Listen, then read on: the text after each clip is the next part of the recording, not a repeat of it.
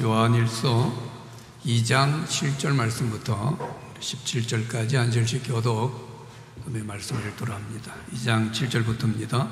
사랑하는 자들아, 내가 새 계명을 너희에게 쓰는 것이 아니라 너희가 처음부터 가진 옛 계명이니 이 옛 계명은 너희가 들은 바 말씀이거니와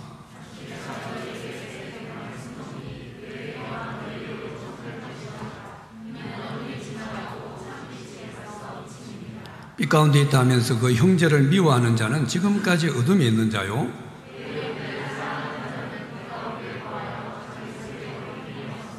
그의 형제를 미워하는 자는 어둠에 있고 또 어둠에 행하며 갈 곳을 알지 못하는 이는 그 어둠이 그의 눈을 멀게 하였습니다.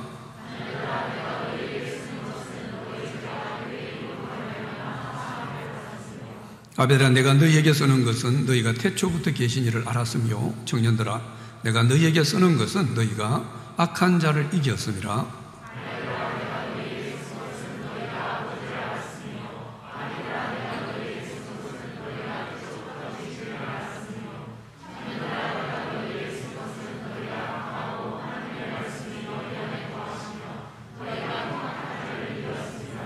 이 세상이나 세상에 있는 것들을 사랑하지 말라. 누구든지 세상을 사랑하면 아버지의 사랑이 그 안에 있지 아니하니,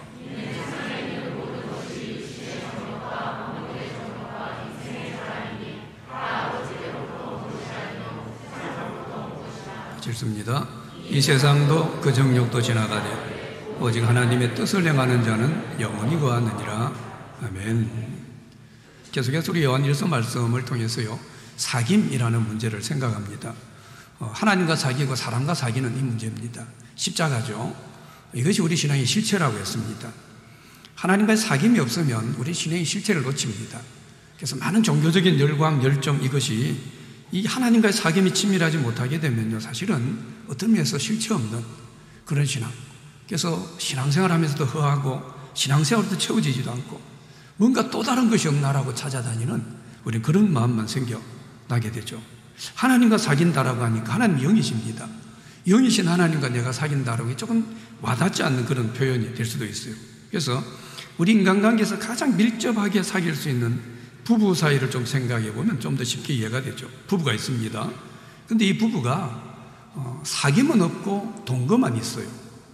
함께 한 공간에 살기는 하는데 친밀한 사귐이 없습니다.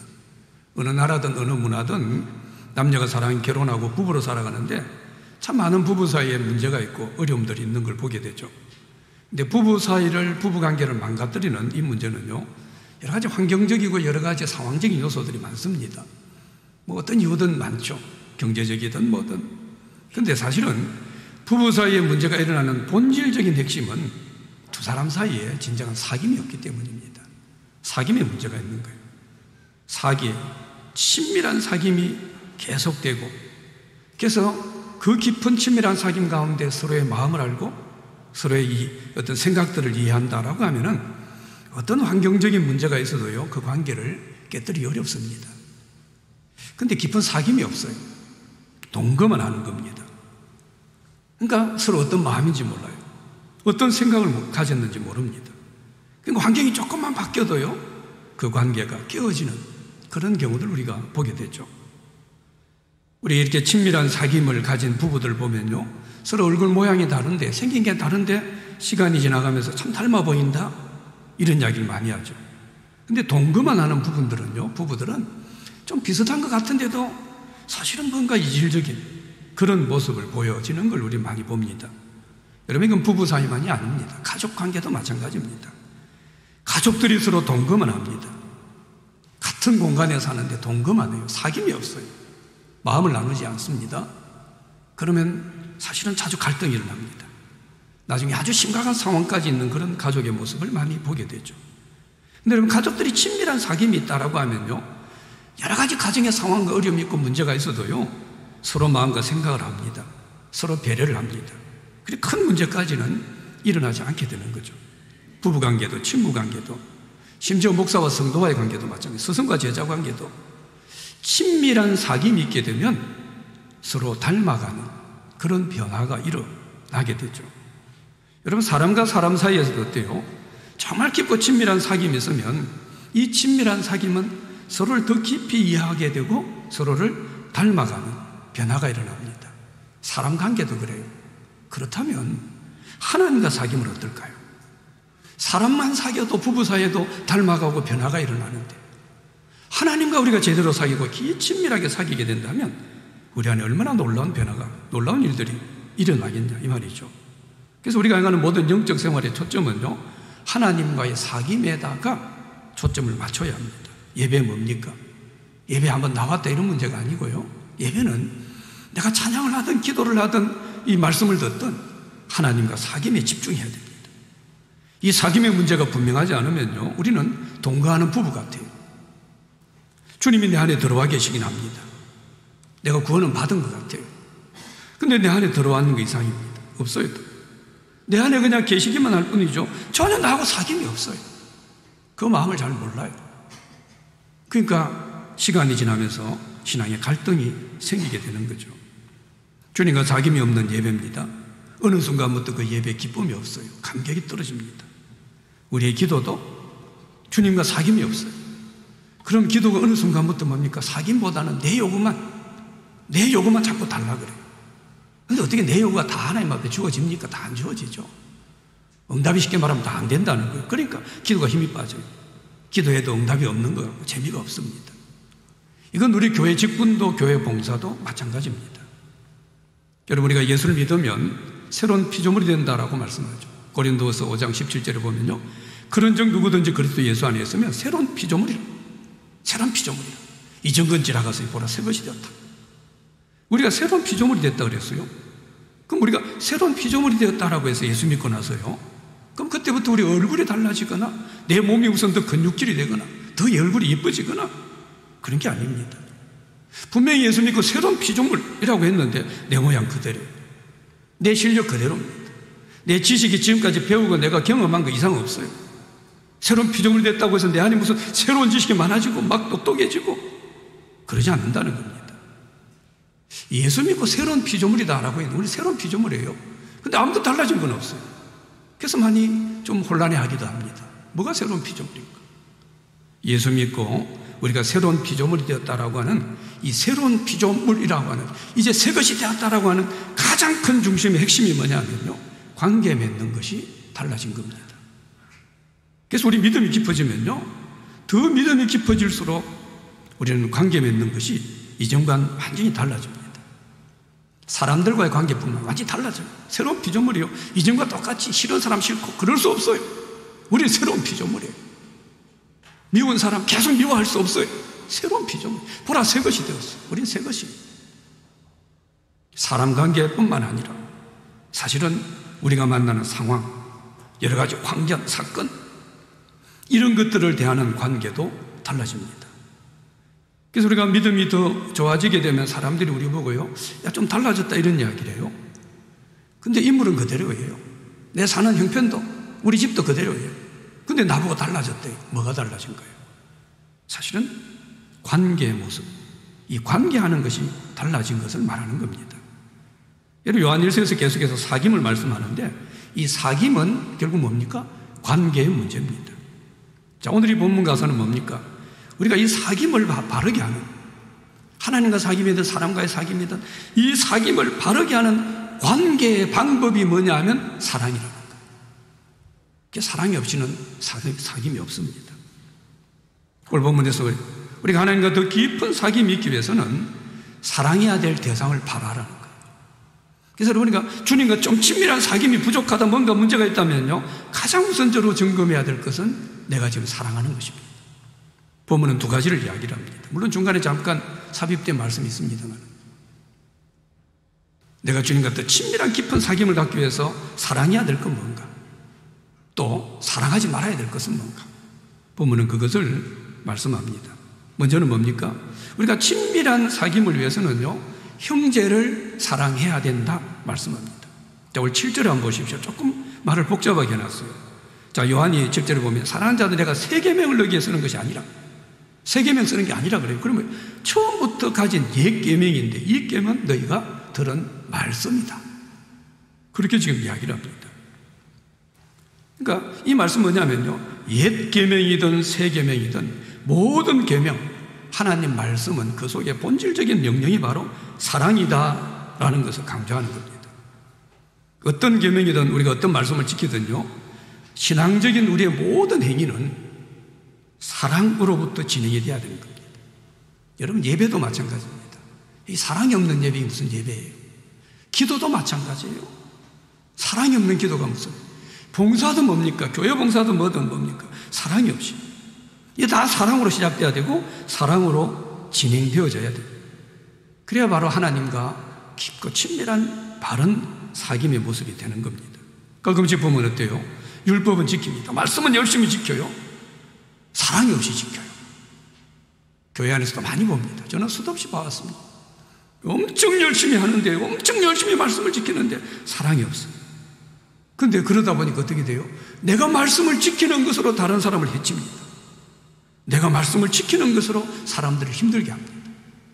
가끔씩 우리가 흔히 많이 듣는 이야기죠. 우린 교회 좋게 하겠다고, 우리 교회 부흥시키고, 우리 교회 더 좋은 교회 만들어 보겠다고 성도들하고 싸운다는 거. 우리 싸우면서 교회를 부흥시키겠다, 교회를 좋게 하겠다. 그래서 다투고 싸우고. 왜 싸우세요? 우리 교회도 좋게 하겠다고. 근데 그건 서로 싸우는 것 자체가 그게 하나님 앞에 근거하고 좋은 그런 모습이 될 수 없는 거죠. 사랑이 없으면 그렇게 되는 겁니다. 그래서 새 계명을 쓴다라고 하면서 그 계명이 처음부터 있었던 옛 계명이다, 그렇게 이야기해요. 그리고 또 다시 8절에 가서 보십시오. 뭐라 그래요? 다시 내가 너에게 새 계명을 쓰노니, 또 새 계명이라는 이야기를 하고 있습니다. 너희에게도 참된 것이라 이는 어둠이 지나가고 참빛이 벌써 비침이니라 라고 말씀하죠. 이 말로 표현을 보면 어때요? 왔다 갔다 하면 새 계명, 옛 계명, 또 다시 새 계명, 왔다 갔다 복잡하게 그렇게 말하는 것 같죠. 근데 8절에서 말씀하고 있는 이 요한이요, 내가 다시 새 계명을 쓴다라고 하는 것은 뒤에 나오는 너희에게 참된 것이다, 또 어둠이 지나가고 참빛이 벌써 비침이다 라는 이 말씀을 가지고 예수 그리스도가 오신 이후의 계명을 구체적으로 설명하는 겁니다. 예수님이 오신 이후의 새 계명, 이 계명은요, 이전과는 전혀 차원이 다른 그런 모습으로 나타났다라는 것을 강조하는 거예요. 그래서 8절 뒷부분에 가면 참빛이 벌써 비침이니라 말씀하죠. 참빛은 예수님 말합니다. 예수님이 벌써 오셨습니다, 이 말입니다. 그러니까 지금 사도 요한이 다소 좀 복잡한 표현을 쓰고 있는 것 같지만요, 8절에서 다시 새 계명을 쓴다라고 표현하고 있는 것은 계속해서 옛 계명이든 새 계명이든 사랑을 강조했습니다. 그런데 다시 새 계명이라는 8절의 표현을 쓰고 있는 것은 예수님께서 우리를 위해 죽어주시고 난 이후, 예수님 우리의 십자가에 죽어주셨어요. 그 이후에는 이 사랑이라는 계명이 너무나 선명하고 뚜렷하게 우리에게 다가왔다는 겁니다. 그런 의미에서 새 계명이라는 의미를 씁니다. 옛 계명이든 새 계명이든 다 사랑을 말씀해요. 그런데 예수님을 통해서 이 사랑이란 계명이 뚜렷하고 분명하게 어디에서요? 십자가에서 죽어진 거예요. 바울은 이걸 로마서 5장 8절에서 그렇게 표현합니다. 한번 보십시오. 우리가 아직 죄인 되었을 때 그리스도께서 우리를 위해서 죽으심으로 하나님께서 우리에 대한 자기의 사랑을 확정했다 라고 지금 말씀하고 있어요. 하나님의 사랑이 예수님께서 죽으신 이 십자가에서, 이보다 더 큰 사랑은 있을 수도 없어요. 이후에도 없습니다. 이 십자가에서 하나님의 사랑이 뭐예요? 너무 선명하게 우리 가운데 드러났다는 거예요. 그러니까 예수님께 비참하게 죽임을 당하신 십자가에 하나님의 사랑을 뚜렷하고 선명하게 딱 새겨놓은 겁니다. 누구도 부인하지 못합니다. 애매하게 알지 못해요. 하나님 사랑이 뭐지? 십자가 쳐다보면 알 수 있어요. 그거보다 또 어떻게 하나님 사랑을 설명할 수 있습니까? 그래서 여기에 드러났다라는 의미로 새 계명이라는 표현을 지금 쓰고 있는 겁니다. 그래서 예수님의 십자가를 분명히 믿고 이 십자가를 바라보는 우리 성도들은요, 어때요? 십자가를 알지 못하는 사람들과는 전혀 다른 차원으로, 전혀 다른 방식으로, 훨씬 더 새로운 깊이로 하나님의 사랑을 경험하게 되는 걸 말씀합니다. 지금 예수님 오신 이후 우리 지금 그리스도인들이죠, 이 하나님의 사랑에 대해서는요, 전과는 차원이 다른 은혜를 경험한 사람입니다. 그게 참빛이 벌써 비침이니라, 그렇게 지금 표현하는 거예요. 그래서 이 새 계명으로 하나님의 사랑을 경험했습니다. 십자가를 통해서. 이건 애매하지도 않아요. 뚜렷하고 분명합니다. 이 하나님의 사랑을 십자가를 통해서 이 경험한 세 계명을 통해서 하나님의 사랑을 경험한 우리들은, 하나님의 사랑을 경험한 우리들은 뭡니까? 지금 요한이 뭘 강조하는 겁니까? 형제들 사랑하는 데 있어서도, 형제를 사랑하는 데 있어서도 더 분명하고 선명해야 된다 라는 걸 지금 강조하는 겁니다. 그래서 이런 의미의 사도 요한은 내가 다시 세 계명을 쓴다, 왔다 갔다 하는 것 같지만요, 8절에서 세 계명은 그런 의미에서 이야기한 겁니다. 이 세 계명은 뭐예요? 한마디로 형제 사랑을 하는 거예요. 너희들은 그리스도를 통해서 십자가에서 그 뚜렷한 사랑을 받는다. 이건 이전에 경험할 수 없는 사랑입니다.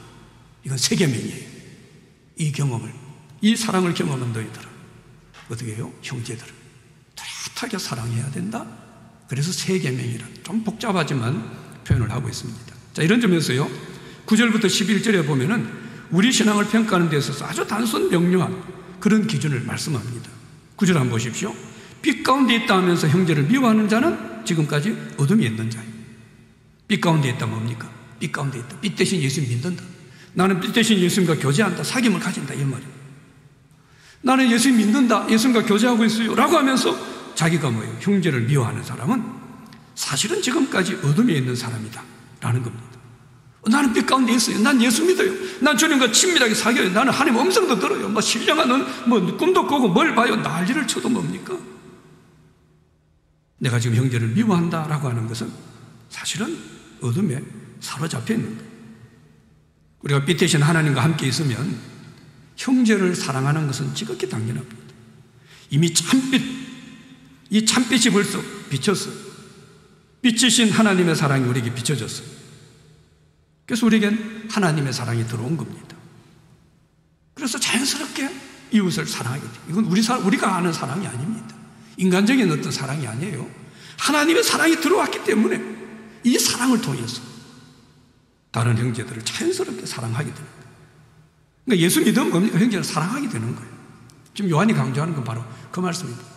이건요, 엄마가 아이를 낳습니다. 엄마가 애를 낳았어요.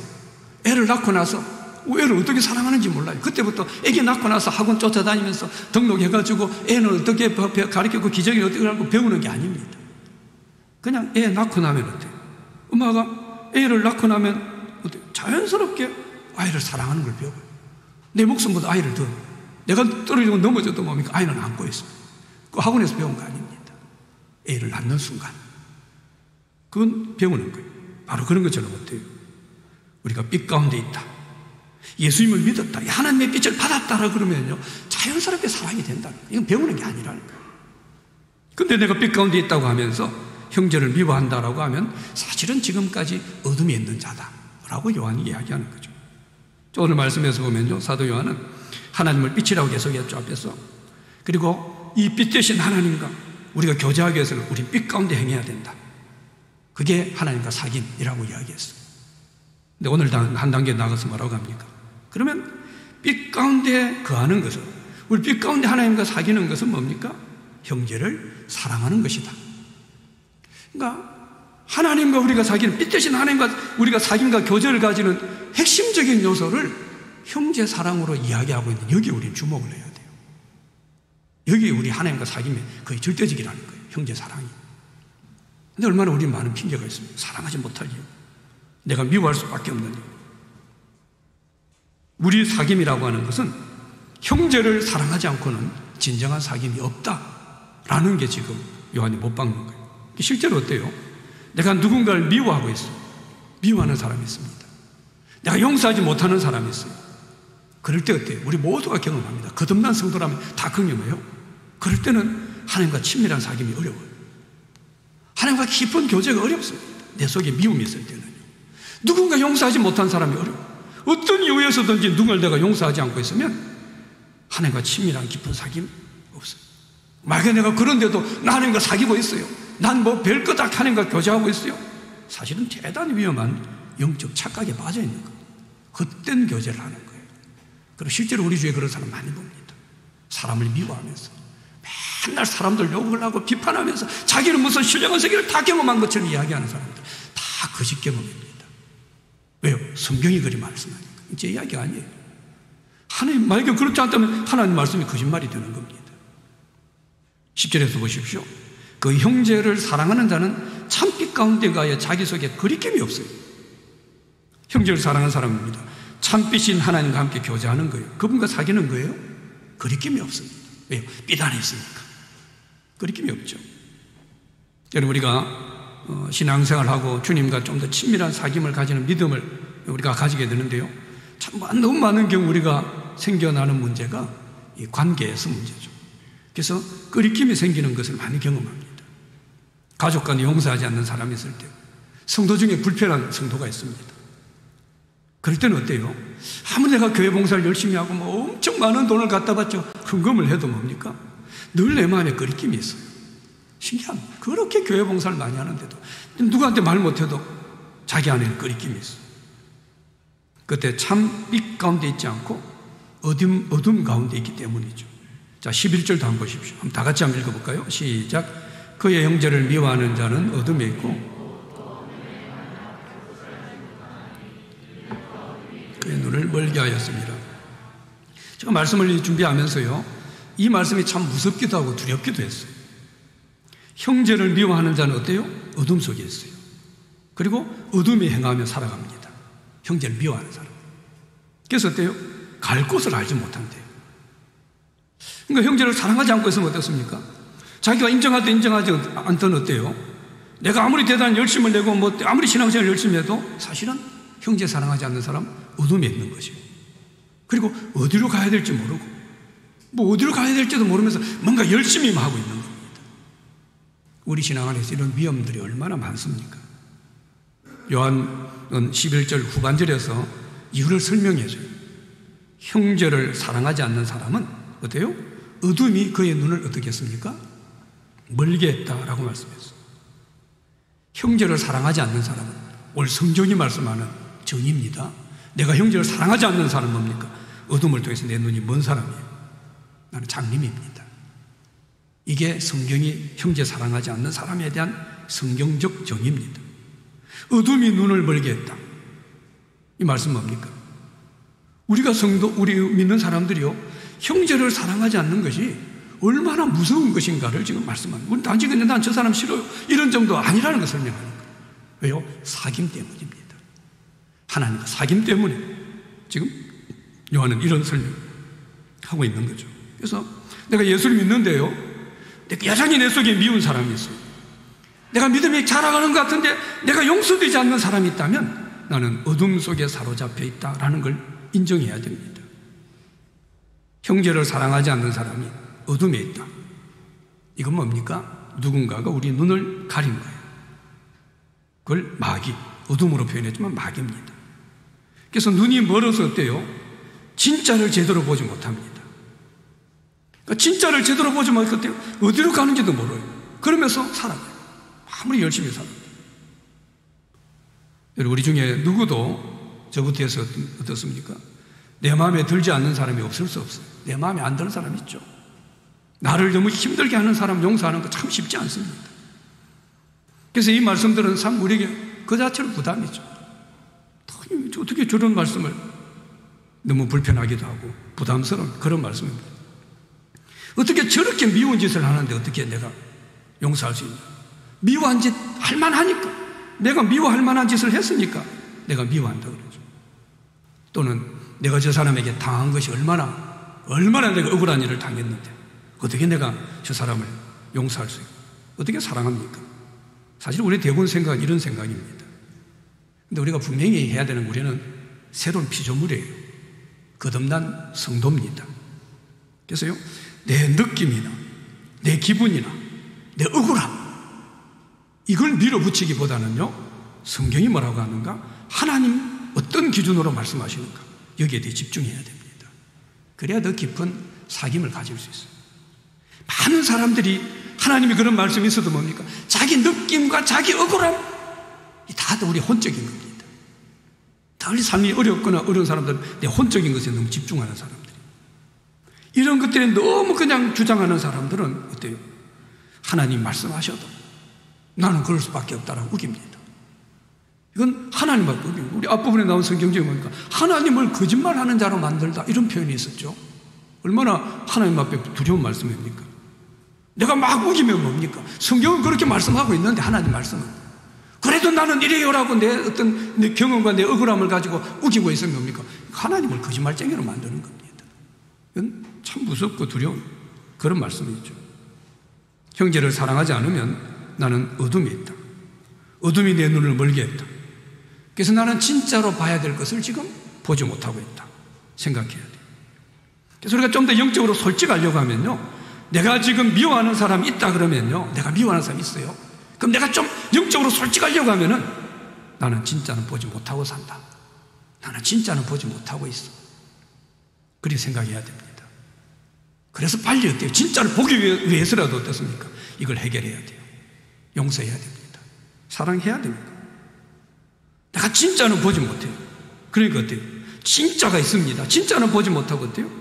그냥 내 마음에 들지 않는 거, 내가 섭섭한 거, 그것만 보이게 돼요. 근데 진짜는 그 놈에 뭔가 있습니다. 뭐예요? 형제예요. 그게 진짜입니다. 근데 쟤가 나한테 밉게 한 거, 내가 억울한 거, 내가 쟤한테 섭섭한 거, 이것만 보이는 거예요. 진짜를 못 보니까. 왜? 어둠에 가렸으니까. 뭐 때문에? 미워하는 마음 때문에. 그러니까 용서 못하는 거예요. 우린 그래서 용서 못하는 것이지 사실은 다른 이유 때문은 아니라는 거예요. 누가요? 새로운 피조물이라고 한다면. 형제를 미워함으로 어둠에 행하면 어둠에 눈이 멀어서 내가 어디로 가는지도 모르면서 마음이 미움의 영에 사로잡혀서 내 인생의 시간들을 낭비하며 살 수 있다. 그래서 우리는 좀 더 형제를 뜨겁게 사랑해야 돼요. 형제들을 더 사랑할 수 있는 방법이 뭔가 연구해야 됩니다.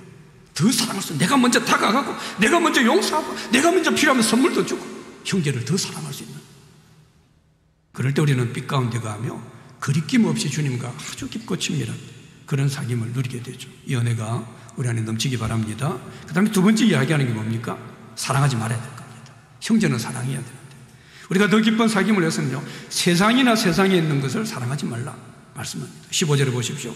이 세상이나 세상에 있는 것을 사랑하지 말라 말씀입니다. 그 더 깊은 주님과의 사귐을 위해서는 뭡니까? 이 세상에서는 이 세상을 사랑해서는 안 된다라고 지금 단호하게 말씀하는 거예요. 우리 누구나 이 세상에 태어났습니다. 우리에게 필요한 건 세상에 다 있습니다. 우리 계속 이 세상에 살아가야 돼요. 이 세상에 직업을 가지고 세상에 친구를 사귀고 세상에서 뭔가 내 나름의 성공을 하고, 그래서 우리 세상은 뭡니까? 우리에게 너무나 필요한 곳입니다. 그런데 성경은 이 세상이나 세상 속한 것들, 세상의 것들을 사랑하지 말라 말씀을 하고 있어. 이것은 우리가 예수 믿으면은 이제 완전히 세상을 던져버리고 그냥 세상에 대한 소극적으로 그냥 현실 도피주의자처럼 염세주의자처럼 난 세상 내한테 필요 없어요 이렇게 살라고 말씀하는 그런 말씀으로 들려질 수 있습니다. 사실 그건 아닙니다. 그럼 우리 모든 그리스도인들은 예수 믿는 순간부터 산으로 가야 됩니다. 직장 그만둬야 됩니다. 이단들 중에 그런 이단들이 들어있었습니다. 성경을 그렇게 이해했어요. 성경에서 말씀하고 있는 세상이 어떤 의미인가, 세상을 바로 이해할 필요가 있어요. 특별히 사도 요한이 이런 세상에 대한 설명을 잘했습니다. 여러 의미로 성경이 쓰여지는데요, 먼저는 성경에서 세상이라고 할 때는요, 먼저 이야기하는 것은 세상에 있는 사람들을 의미합니다. 요한복음 3장 16절에 보면요, 하나님이 세상을 이처럼 사랑하사. 세상을, 이 세상은 뭡니까? 우리가 살고 있는 이 땅이 아닙니다. 세상에 살고 있는 사람들을 의미합니다. 그러니까 하나님께서는 세상에 있는 이 사람들을 사랑하시는 거예요. 그것도 이 말씀 우리가 안다면 어때요? 세상을 사랑하지 말라라고 할 때 이 세상에 있는 사람들, 특별히 안 믿는 사람들을 사랑하지 말라 이렇게 이해해서는 안 됩니다. 그래서 안 믿는 사람에 대해서, 믿지 않는 사람에 대해서 무슨 적대감을 가지고 막 저주하고, 이건 성경이 원하는 바가 아닙니다. 그 다음에 두 번째, 성경에서 세상이라고 할 때는요, 우리가 살고 있는 사회를 말합니다. 예수님의 산상설교 마태복음 보면 어때요? 너희는 세상의 빛이다. 우리를 보고 뭐라고 했어요? 세상의 빛이라고 해요. 세상. 이 세상은 뭡니까? 아까 사람들을 의미하기보다는 우리가 살고 있는 사회입니다. 그래서 우리 주님은 우리 그리스도인들이요, 이 세상에서 막 도피적이고 염세적이고 그런 삶을 사는 것을 원하지 않으시고, 이 세상 가운데 우리가 사는 사회, 이 공동체 가운데 좀 빛과 같은 아름다운 역할을 하길 원하신다. 그걸 원하는 거예요. 그래서 오늘 본문에서 이 점에서 뭡니까? 세상을 사랑하지 말라라고 한 것은 우리가 세상을 피해서 그냥 우리 믿는 사람들끼리만 사회를 만들고 우리 믿는 사람들끼리만 으쌰으쌰 살고 그런 걸 원하는 건 아니다는 것도 알 수 있는 거예요. 세 번째 세상을 말하는 의미는요, 세상의 삶의 방식이나 가치관을 의미합니다. 오늘 본문의 세상을 사랑하지 말라라고 하는 것은 바로 이 세 번째 의미입니다. 세상의 가치관이나 세상의 생활 방식입니다. 이걸 너무 사랑하지 말라는 겁니다. 우리가 여러분 잘 아는 대로 세상은 하나님이 창조하셨어요. 창세기 1장에 보면 하나님이 이 모든 세상을 만드시고 다 보시기에 좋았더라 말씀합니다. 그리고는 창세기 1장 28절에 보면요, 첫 사람인 아담과 하와에게 모든 통치권을 다 줍니다. 다스리게 하라. 모든 걸 다 다스리라고 아담 하와에게 통치권을 줬어요. 근데 이 아담 하와가 죄를 짓죠. 죄를 짓고 나서 어떻습니까? 그 통치권이 사탄에게 주어져 버립니다. 여러분 마태복음 4장 6절에 보면요, 마태복음 4장이 예수님을 사탄이 시험하는 장면이죠. 쭉쭉 시험하면서 뭡니까? 모든 영광을 준다 라고 하면서 사탄이 한 이야기가 4장 6절에 그렇게 나옵니다. 한번 보십시오. 이러되 사탄이 예수님 지금 시험하는 이야기입니다. 이 모든 권위와 그 영광을 내가 내게 주리니, 세상의 모든 것을 내게 준다는 거예요, 예수님한테. 그러면서 뭐라고요? 이것은 이 세상의 모든 통치권은 내가 사탄이 내게 넘겨준 것이므로 네가 너들이 내한테 넘겨줬다. 그래서 내가 원하는 자에게 주노라. 이런 말씀이 나와요. 넘겨줬다는 겁니다. 통치권. 아담의 죄 때문에. 그래서 마귀를 공중권세 잡은 자, 세상 임금, 이런 표현으로 이야기하죠. 고린도서 2장 12절에 보면요, 또 이런 표현이 있어요. 세상의 영이 있고 하나님의 영이 있다. 한번 보십시오. 우리가 세상의 영을 받지 아니하고 오직 하나님으로부터 온 영을 받았으니 이는 우리로 하여금 하나님께서 우리에게 은혜로 주신 것들을 알게 하려 하십니다. 세상의 영이 있고 하나님의 영이 있는데 저기 보면 어때요? 우리는 하나님으로부터 온 영을 받았어요. 하나님으로부터 온 영을 받아서 이 영이 어떤 역할을 합니까? 우리로 하여금 하나님께서 우리에게 은혜로 주신 것들을 알게 하는 거예요. 그러니까 하나님의 영, 하늘부터 온 영을 받은 사람들은요, 은혜로 주신 걸 압니다. 이게 다 은혜인 거 알아요. 지금 내가 사는 게 은혜인 거 압니다.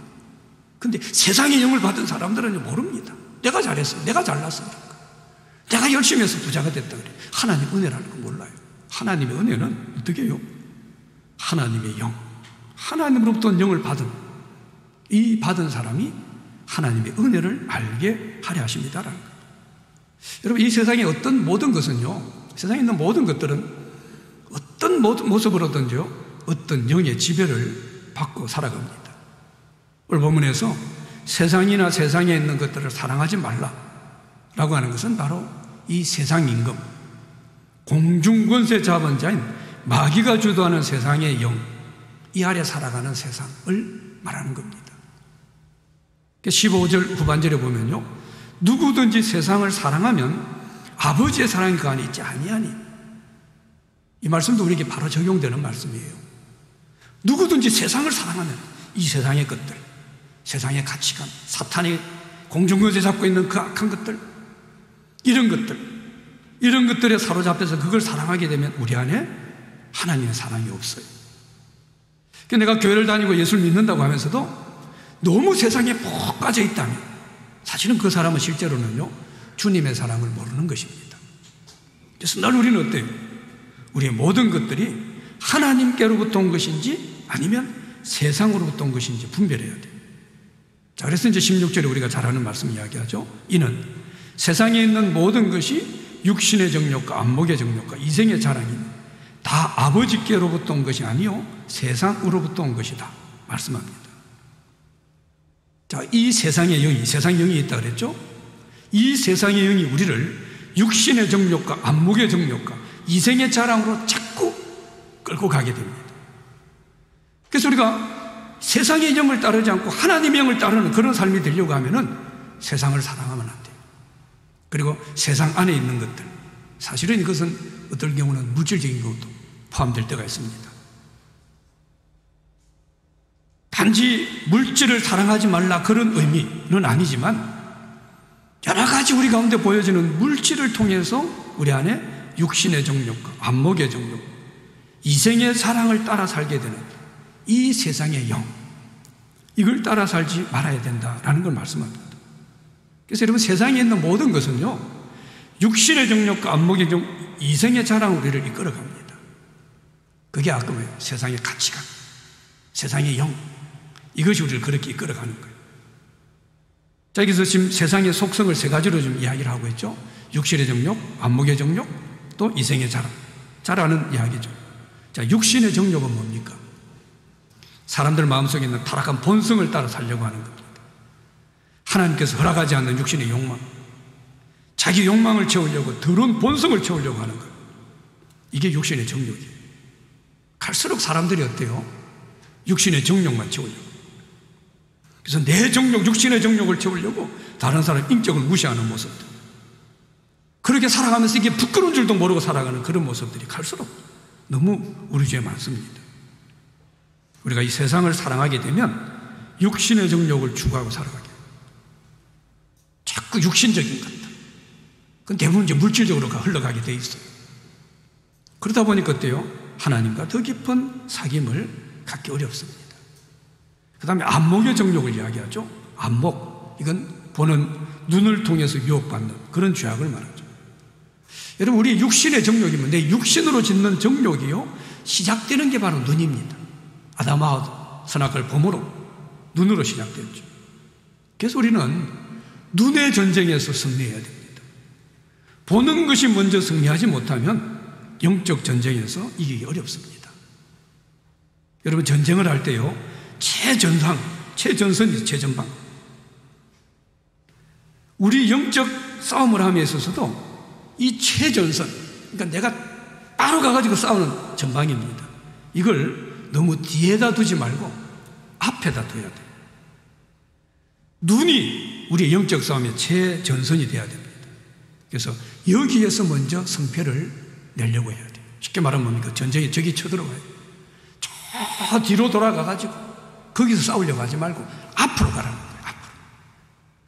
그래야 우리가 영적 전쟁에 이겨나갈 수 있다라는 거죠. 여러분, 그 신앙생활 잘하는 사람들 보면요, 그 특징 중에 하나가 쉽게 믿음 생활 잘 넘어지지 않는 사람을 주의해 보십시오. 그들 가만히 보면은 이 영적 전선을 뒤로 빼놓지 않습니다. 앞으로 빼놓는 사람. 미리 싸우는 거예요. 이 영적 싸움을 쉽게 이 사람들은 지지 않습니다. 이미 내 눈을 통해서 더러운 것이 들어와 버렸어요. 내 마음속에. 볼 거 다 봤습니다. 내 마음속에 벌써 더러운 게 다 들어왔어요. 근데 이 내 마음을 지키려고 하는 거 어려워요. 벌써 전선이 뒤로 물러나버린 겁니다.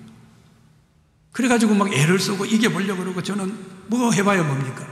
사실은 영적 전쟁에 패배하는 경우가 대부분입니다. 우선적으로 우리가 싸워야 될 게 뭡니까? 육신의 정욕이에요.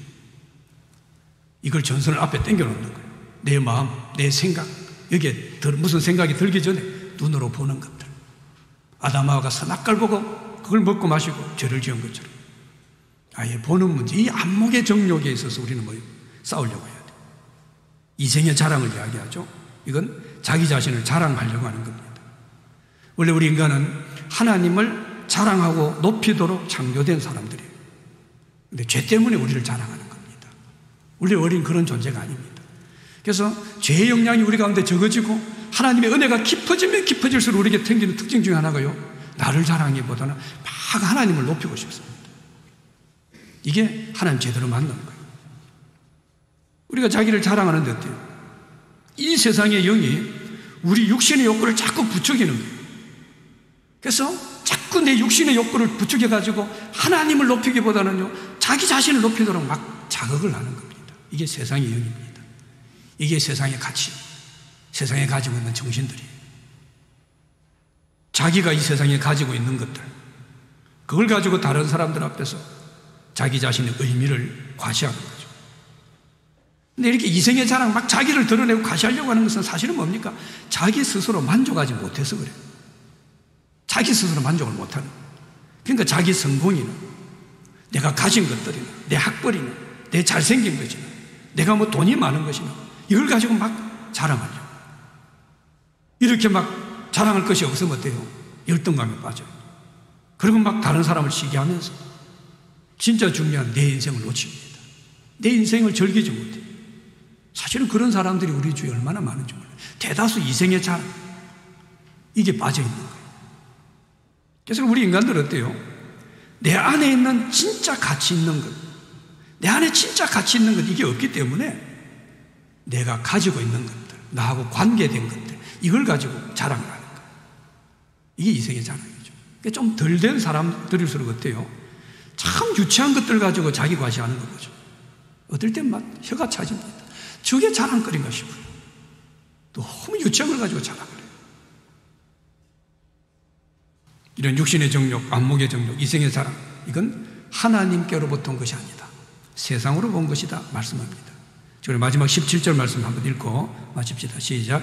이 세상도 그 정욕도 지나가되 오직 하나님의 뜻을 행하는 자는 영원히 거하느니라. 아멘. 이 세상도 정욕도 다 지나갑니다.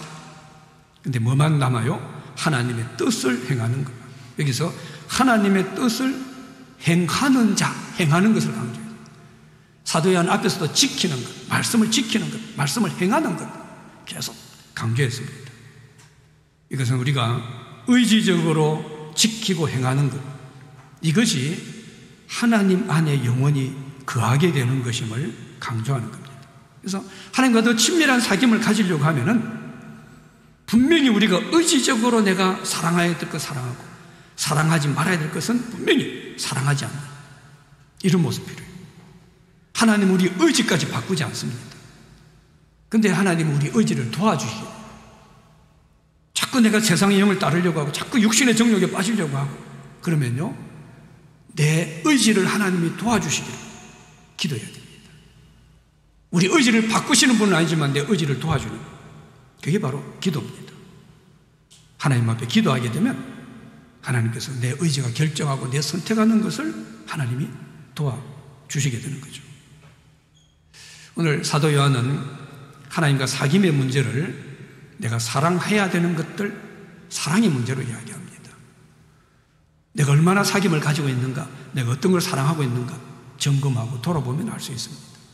아직까지 난 하나님과 사귐이 뭔지 모르겠습니다. 이런 사람이 있으면요 오늘 이 말씀대로 실천하면 돼요. 옆에 사람 사랑하면 돼요. 세상 너무 사랑하지 않으면 됩니다. 세상 사랑하는 하나씩 하나씩 좀 내려놓으면 돼요. 그러면 나도 모르게 이게 하나님과 사귐이구나. 하나님과 더 친해집니다. 하나님과 더 교제가 일어납니다. 우리가 마땅히 사랑해야 될 이 참된 것을 사랑하고 사랑하지 말아야 될 것은 의지적으로 힘을 써서 사랑하지 않고 멀리함으로 하나님 이 사귐의 세계로 들어오고 또 이미 하나님과 사귐이 있는 분들은 더 깊고 친밀한 하나님의 사귐의 은혜를 누리는 우리 모두가 되시기를 축복합니다. 하나님 아버지, 하나님과의 더 친밀하고 깊은 우리의 사귐을 갖기 위해 우리가 사랑해야 될 것과 사랑하지 말아야 될 것을 말씀한 오늘 주의 말씀을 겸손히 듣게 하시고 하나님 우리 형제들을 사랑하고 너무 세상을 사랑하지 않는 우리의 삶이 되어 하나님과 더 친밀하고 깊은 교제와 사귐을 나눈 저희들 모두가 되도록 주님 축복하여 주시옵소서. 예수님의 이름으로 기도드렸습니다. 아멘.